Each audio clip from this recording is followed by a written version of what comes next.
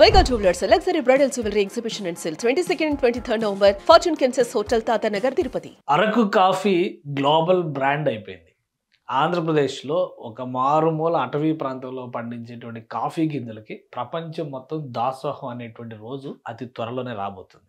Araku coffee గొప్పతనాన్ని చెప్పడానికి ఇది Araku official website. Araku coffee గొప్పతనాన్ని చెప్పాలని సందర్భం ఇప్పుడు ఎందుకు వచ్చిందంటే, సామాన్యమైనటువంటి వ్యక్తుల దగ్గర నుంచి అసామాన్యుల వరకు ప్రతి ఒక్కరూ ఇప్పుడు అరకు కాఫీని బ్రాండింగ్ చేస్తున్నారు. ఖచ్చితంగా ఈ credit AP CM Chandrababu Naidu గారికే చెందుతుంది. ఎందుకంటే గతంలో కూడా ముఖ్యమంత్రిగా ఉన్న సందర్భంలో ఒక లోకల్ బ్రాండ్ని గ్లోబల్ లెవెల్కి తీసుకెళ్లాలంటూ అరకు కాఫీని ప్రమోట్ చేశారు. అయితే 2019 తర్వాత జరిగిన పరిణామాలు అరకు కాఫీని పక్కన పెట్టేసినటువంటి పరిస్థితులు చూసాం. ఇప్పుడు మళ్ళీ కూటమి ప్రభుత్వం వచ్చిన తర్వాత ఏకంగా పార్లమెంట్లో కౌంటర్ ఓపెన్ చేయడం దగ్గర నుంచి మోడల్ కేఫిన్స్ తీసుకొచ్చి, అంటే మోడల్ కెఫేల్ని సృష్టించేటువంటి ప్రయత్నంలో భాగంగా అక్కడ ప్యారిస్ నుంచి దేశంలో ఆర్థిక రాజధానిగా ఉన్న ముంబై, బెంగళూరుల వరకు అద్భుతమైనటువంటి అరకు కేఫేల్ని స్టార్ట్ చేశారు. వాటికి అప్రిసియేషన్ వస్తుంది. పైగా గూగుల్ లాంటి టెక్నాలజికల్ హబ్లో, టెక్నో హబ్లో ఇప్పుడు అరకు కాఫీ ఒక స్పెషల్ దీనిగా మారిపోయింది. కొంతమంది అరకు కాఫీ స్పెషాలిటీని Noogler blend Google Hyderabad office, Google India Hyderabad ఆఫీస్కి సంబంధించినటువంటి ఒక ట్వీట్ చేశారు. దీన్ని షేర్ చేస్తూ ఇక్కడ సీఎం గారు కూడా delighted that hard Araku coffee is fuelling tech innovation at Google India అనేది ఆయన చేశారు. ఇదే సమయంలో మరొక అప్రిసియేషన్ కూడా వచ్చింది అరకు కాఫీకి సంబంధించి.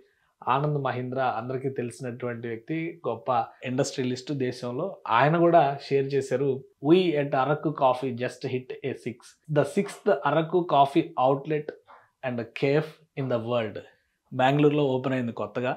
ఆల్రెడీ ప్యారిస్లో స్టార్ట్ అయింది at commissionerate road, Ashok Nagar, Bengaluru. ఇది after 3 in Paris, 1 Mumbai and now the 2nd in Bengaluru.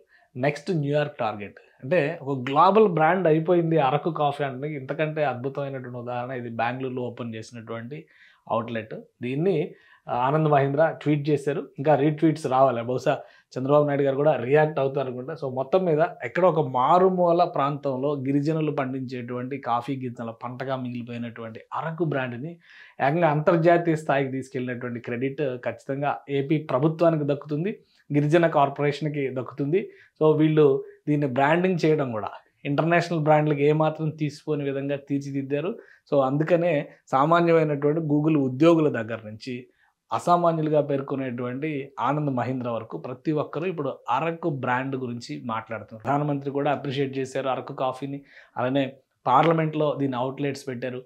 ఇప్పుడు దేశవ్యాప్తంగానే కాదు, ప్రపంచవ్యాప్తంగా అరకు కాఫీకి ఫిదా అయ్యే రోజులు మరెంతో దూరంలో లేదనే సంకేతాలను ఇస్తున్నాయి.